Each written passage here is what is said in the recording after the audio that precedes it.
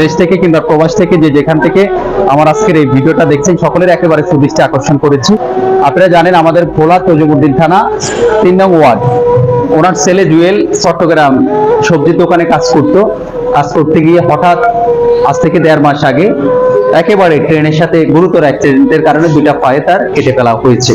তো তার পরিবারের এমন আশঙ্কাজনক অবস্থা যে নুন আনতে পান্তা পুরায়। আমি রিক্সা চালাই, কোন রকম রিক্সা চালাই। আমার ছেলে মেয়েদের খাওয়া দাওয়া করে। আমার একটি ছেলে, আমার কিছু নাই, বাড়ি নেই, ঘর নেই, জায়গা নেই, জমি নেই। আমি জুয়েলকে নিয়ে আমি যখন একটা ভিডিও করেছি, তো প্রবাসী এক ভাইয়া দেখছেন, এইটা তার নাম হচ্ছে মোহাম্মদ সুমন, ৩-২,০০০ টাকা দিচ্ছেন, আর আরো ভাই ১,৫০০ টাকা দিচ্ছেন, তার নাম বলতে না মানা করছেন।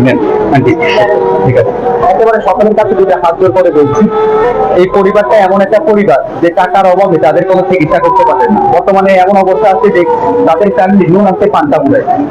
যে আপনারা যদি অন্তত পক্ষে যে যেখান থেকে দেখছেন, আপনার একটু পকেট খরচের টাকা থেকে যদি ৫০ টাকা, ১০০ টাকা, ২০০ টাকা, ৩০০০ টাকা থেকে যতটুকু সম্ভব হয়। চট্টগ্রাম চিকিৎসা চলে না, পাঠাইছি হাত পাটে যতটুকু পারছি ততটুকু করছি। এখন পারি না, আমি না করার জন্য স্যার আমি ঢাকা পঙ্গু হাসপাতাল আইছি। আয়া এখন এখানে অনেক কষ্টে আছি। চাইরা না পয়সা নাই যে আমি তা কিছু কিনা রোগীরে খাবানো সমতুলা নেই, আমি খাবো যে সমতুলা নেই।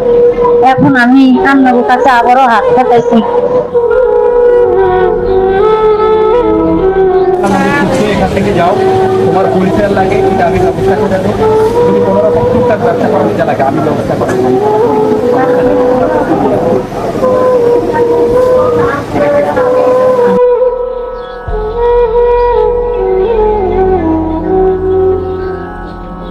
এ হচ্ছে এই ছেলের আম্মা, এই ছেলের বাবা। ঠিক আছে, এখানে এই পরিবারের ওনার ফোন নাম্বার দেওয়া আছে। আপনি যদি একটু সদিচ্ছা নাও করতে পারেন, এই ভিডিওটা একটু শেয়ার করবেন, যাতে করে আপনার একটা শেয়ারের কারণে দোয়া করবেন এই ছেলেটার জন্য।